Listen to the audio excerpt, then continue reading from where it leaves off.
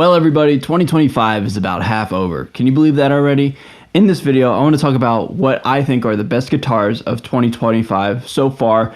All of my favorite guitars that have hit the market in the first half of 2025. We're going to rank them right now. So thank you guys so much for joining me for today's video. I'm really excited about this. I think 2025 is one of the best years in terms of guitar unveilings and guitars hitting the market in a very long time. I feel like there was a big boom around like 2020, 2021, and then like after the thing that happened in the world, production and like new innovation and just cool stuff, for lack of a better description, like I feel like it kind of took a back seat for a little bit there, but now it seems like 2025 has a lot of great guitars to offer for the market. I'm really excited about my list, proud of my list. I think it's pretty sick. I think you guys are gonna like the guitars I chose for this list, and yeah, dude, I just love any opportunity to hang out with you guys and geek out and talk about guitars, you know what I mean? So as always, be sure to like, comment, subscribe, let me know your thoughts and opinions down below about my list. If there's a guitar that I missed and you guys think that it belongs on any sort of list, whether it's yours or mine, whatever, let me know down below, and we'll be sure to talk all things new guitars here in 2025, okay? All right, here we go. We got 10 guitars, starting from number 10 all the way down to number 1. So starting off,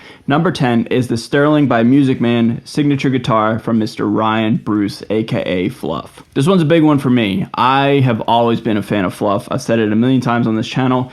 He was the dude that inspired me to start a YouTube channel. I was high as a kite, called how it is, off of pain medication after one of 12 surgeries I've had in my life. This one was when I was in the military, and I was sitting there in my bed just browsing the internet, and I'll never forget it. I found his first video. It was the 6505 MIDI head video, and then immediately after that was the 5150 overdrive / distortion pedal from EVH and MXR.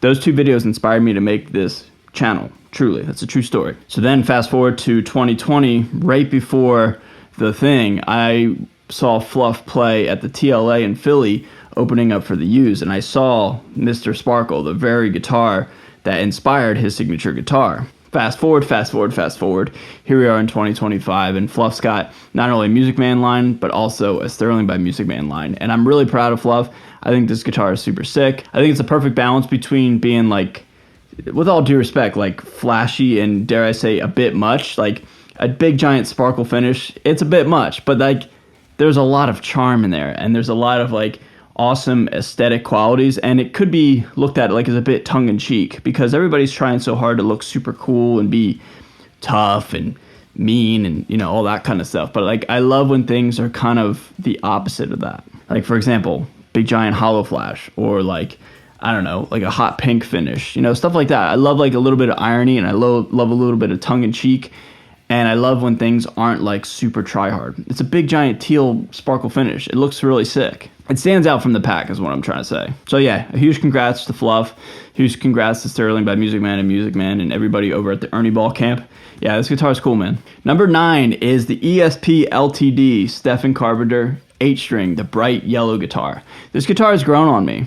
I'm not necessarily an 8-string player. Well, I'm not an 8-string player at all.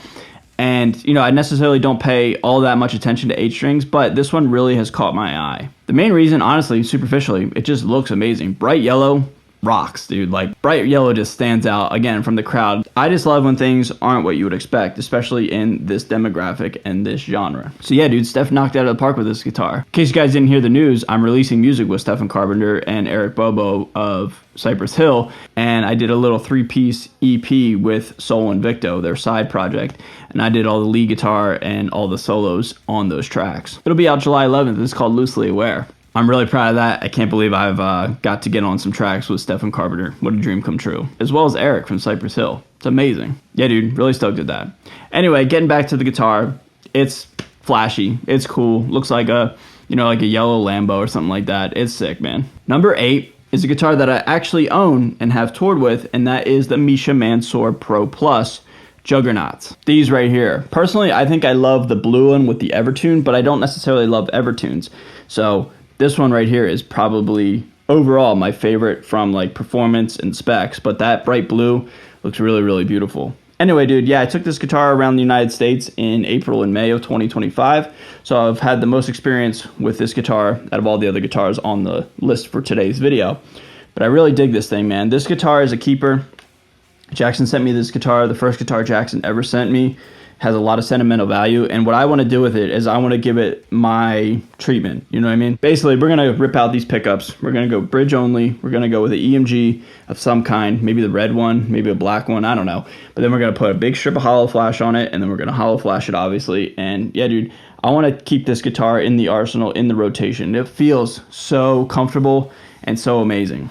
It's rather small. It's a very small feeling guitar, and it just like feels rather compact, and I love that a lot. I mean, in comparison to my Jim Root Strat, like, just look how much bigger that body is. Just look how wide that one is. This one's like kind of wide and clunky. I love this thing. This is my baby, but like, look how sleek and like, I don't know, ergonomic and aerodynamic this body is. Match that with a beautiful roasted maple neck. The neck is rather chunky. It's not like what I would expect from a Jackson shredder neck. It's a little bit more riff friendly, I guess I would say, a little chunkier. The fretboard radius is so flat. It's a 20-inch fretboard radius, so you can jack the action down super low on these guitars, and it'll just ring out, and it won't fret out, and it feels great, man. Last but not least, I love the headstock. I love the traditional Jackson headstock, but I like this one like really well as well. I kind of butchered that sentence. Let me try again. I like this headstock, that's what I'm trying to say. And match that with Jackson locking tuners, like made in Indonesia, a little bit of sentimental value for me there. I think it's cool, man. I love the Pro Plus series line that Jackson has kind of come out with in the last year and a half or something like that. And Jackson has been killing it in 2025. I think this is the year of Jackson guitars. Out of all the brands, spoiler alert, out of all the brands out there right now, Jackson is on my list the most. Up next, Jackson's back. Number 7, we got the Lee Malia signature guitar. This thing is called the Pro Series Signature Lee Malia LM87 electric guitar open pore black. Jackson is taking over the game. Like I said, man, 2025 is the year of Jackson. This Surfcaster looking thing is so crazy. Not what you would expect from Lee, but it's certainly what you would not what you would expect from Jackson. Now, Lee Malia has played everything from Les Pauls to Explorers, but to see him go to Jackson was a huge shift. Notably, Jackson is known for pointy guitars, the weapon guitars in the guitar market. They've done a few things here and there, most notably with like Mark Morton back in the day, but this one right here, yeah, something you wouldn't necessarily expect from Jackson, but when you think about it, it's very on brand with Jackson. The guitar that reminds me the most of this guitar is when my friend Mike from Spirit Box was with Jackson for a little bit there, and he was playing those Surfcasters. And I don't know if I've ever really said this too often on this channel, but I really dig Lee's aesthetic. He and I are very similar in the sense that like we like dad rock guitars, but play heavier styles of music. And this guitar in 2025 is not that expensive. It's only $950, which sure is a lot of money, but under $1,000 for a pro level guitar right now is very hard to do. I'm not necessarily a fan of the color. Like, black to me is very boring, but I love the inlays on the fretboard. I love the headstock, just kind of how wild and wacky it is for a Jackson guitar to look like that. I love how it's something different, and different is something I welcome very much so. And if you take one look at me, you'll kind of understand why. Number 6 is my signature guitar from Cerberus, the red variant, the 30-inch baritone with the 2 pickups. Boom! Look at this thing, dude. Oh man, I love this guitar so much. So very much just like the Jackson Misha guitar, this one's a keeper, and this one's going to get the hollow flash treatment as well. And yeah, dude, like, obviously I love this guitar. It's my signature, and I designed it with Cerberus guitars. And this guitar was one of the main ones that I used on the tour that I just got off of with Memphis Mayfire. And what's kind of funny is, like, I don't necessarily really gravitate towards red guitars, but in the spring of 2025, I was playing a lot of red guitars. It was red, white, and black. That was my aesthetic. That's why I went out and bought some red and white black Jordans, you know, because it was like, it was fitting on brand with me. So, you know, I was always like playing, you know, guitars that were silver burst, or always playing guitars that were orange and black. Now I'm going to red, and it's kind of just like a new era for me, man. You know, like getting a little out there, a little trippy. Anyway, dude, if I can stay focused, I'm so proud of these guitars. I love how Cerberus Guitars and I have created an idea and a brand to where, like, there hasn't really ever been too many high-level production model 30-inch baritones ever. And now Cerberus Guitars has taken over, and all the heavy hitters who are playing the low baritone guitars are playing these Cerberus guitars. Back before I was approached by this endeavor, just call it how it is, it was either like you get really, really custom shop one-off $5,000 30-inch baritones, or really, really cheap ones like the Squires and the Fireflies and the Harley Bentons. There was just never a guitar really that could be pushing the limit of high-end, high-spec with a 30-inch baritone. Enter these guitars now. This is like technically my third variant of my signature guitar. We got one right there. That was one Cerberus that I painted. We got the Cerberus one. We have the 7-string one. Anyway, dude, I'm really happy with this collaboration and this aesthetic with Cerberus Guitars. Cerberus Guitars designed the 2 pickup idea and designed the color idea. I came up with more or less the rest.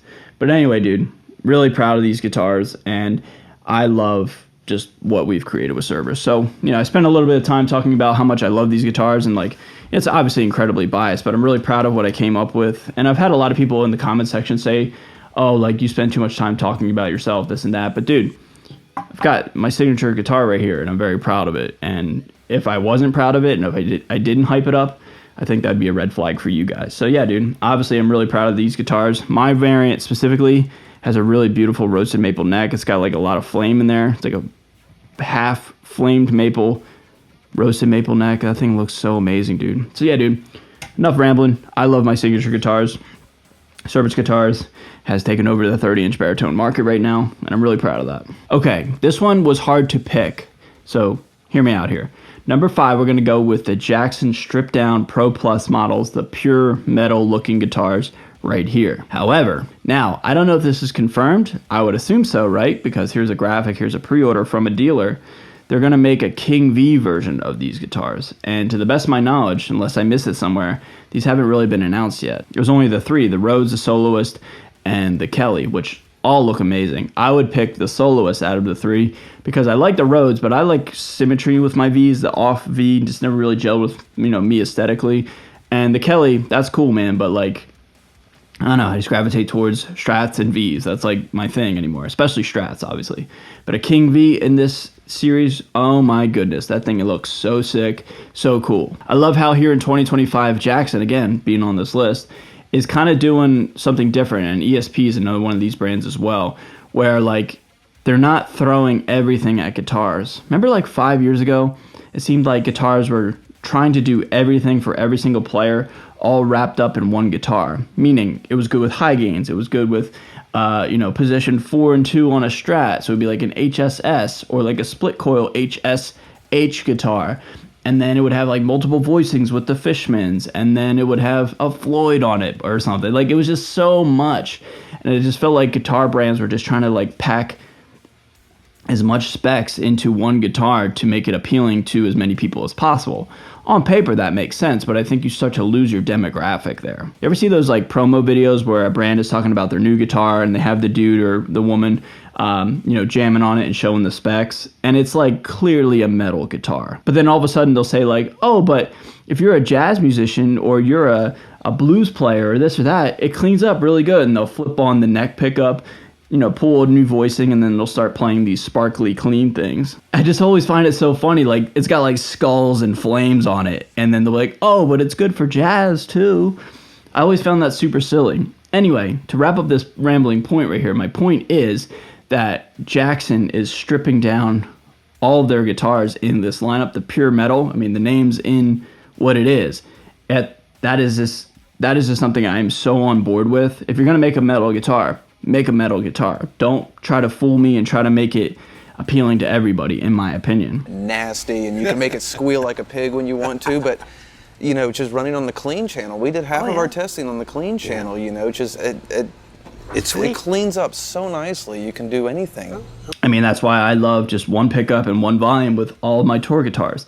That's all I need. That's all I want to worry about. I don't want to worry about something going wrong. I don't need a million different switches and this and that. If you can play, you can play. You don't need a bunch of different tone options on your guitar. Here's an old Fender pickguard that I have laying around. See what I mean? Look, you got this switch, you got this switch, you got a 5-way. What the heck? I need one. Bro, just give me this. That's all I need. You know what I mean? So I hate it when like companies would do that. I love that King V. Hope it comes out. Hope it's real. But if not, the Pure Metal Pro Plus series, they're amazing in of itself. Up next is a guitar that I love a lot, and it comes from Solar Guitars.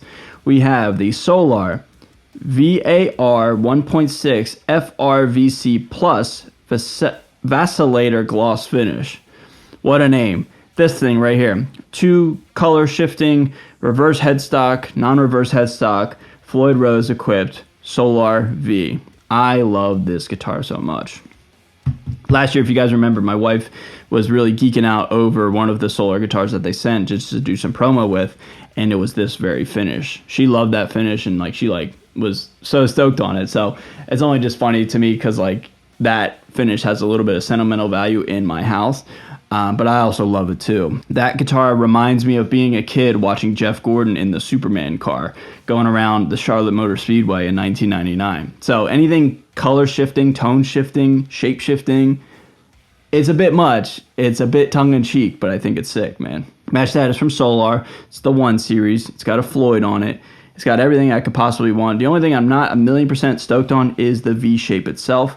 Again, I kind of wish it was more symmetrical from Solar, but that's just one man's opinion. I love these guitars so much, man. I also love the reverse, non-reverse headstock from Solar guitars. Again, it's a little quirky, something different, something unique. I'm on board with that, man. Number 3 on my list is my number 2 guitar from the NAMM season of 2025. So if you guys saw that video back in January, you'll know this guitar. You knew this guitar was going to be on this list. My number 3 is the Mick Thomson Signature from ESP LTD. Again, this guitar fits on brand with my observations of the guitar market. 1 pickup. Wow. Not many signature guitars have 1 pickup. I'm sure there are a couple, but 1 pickup, just especially from Mick Thomson, who's always had 2 pickups, that's something really, really unique, man. Another thing that's unique is it looks nothing like what Mick Thomson has done in the past. From Ibanez to Jackson to even BC Rich a little bit to some degree. They always looked similar. It was either black with white binding, red with black binding, white with black binding. Never a silver 1 pickup looking guitar ever. Also, the bridge is completely different. He's never had a bridge like this, really. It was always like that Floyd Rose looking thing without the bar and without the routing, just mounted directly to the body. This thing right here, so unique, so different. And I want to say something specific about Mick and his personality in 2025. I've never seen the man open up the way he has ever since going with ESP. And when I say open up, I mean just being a lot more vibrant on camera, a lot more personality thrown in his interviews, and you can see his passion for guitar and passion for life itself. He looks great. He's in phenomenal shape now, arguably the best shape in his career.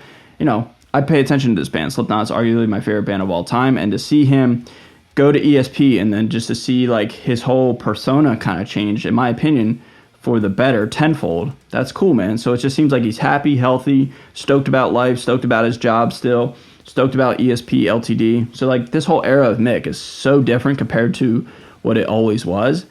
And, I'm just really stoked and proud of him and for him. And he came up with a guitar that is super unique to him. And I'm still to this day jonesing to get one myself. Number 2, haven't talked about these guitars yet on the channel at all in 2025. These came out more or less when I was on tour, when I was out on the road. But number 2 is the Epiphone Widow series, the Les Paul Custom Widows, and particularly the orange one and the purple one. The Widows are amazing, dude.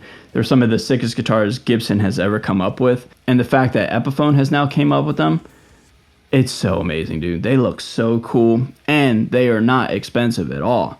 They're under $1,000, which again is very, very hard to do in 2025. Now, they're obviously still imported from Asia, most likely China or Indonesia, if I had to guess. But yeah, dude, I just from a visual standpoint, I don't care about the pickups. I don't care about the hardware. I don't care about the electronics. I think the aesthetic for $800 alone is worth it. So the fact that you can get the Widow aesthetic for not a lot of money from a visual standpoint, I'm on board with that.